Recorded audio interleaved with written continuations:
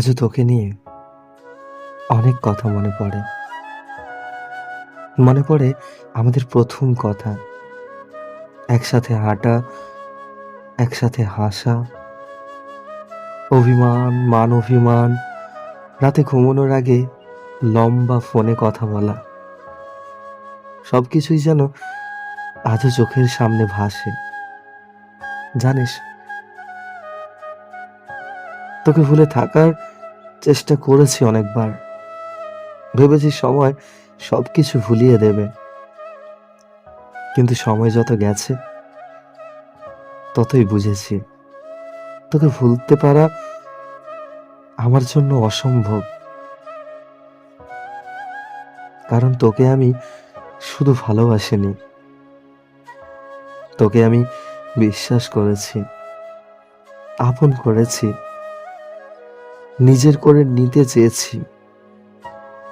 তুই চলে যাওয়ার পর অনেক রাত কেটেছে চোখের জলে, অনেক সকাল হয়েছে তোকে ছাড়া। মানুষের ভিড়ে থেকেও নিজেকে খুব একা লাগে। তোর সাথে কাটানো মুহূর্তগুলোই আজ আমার বেঁচে থাকার একমাত্র কারণ হয়ে আছে। জানি না তুই এখন কেমন আছিস, কার সাথে আছিস, আমাকে মনে করিস কিনা। হয়তো করিস না, হয়তো তোর জন্য আমি আর কিছুই না, তবুও ভালোবাসা আজও একই জায়গায় দাঁড়িয়ে আছে, ঠিক যেখানে তুই আমাকে রেখে গিয়েছিলি।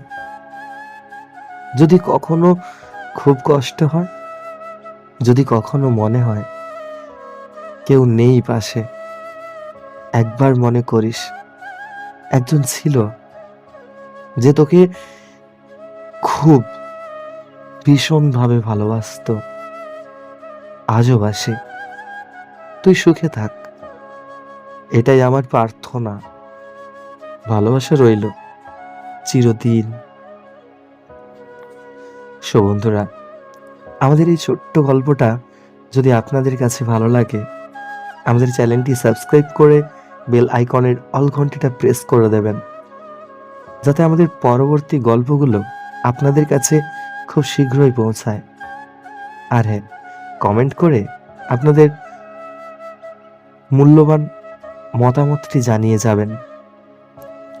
ধন্যবাদ।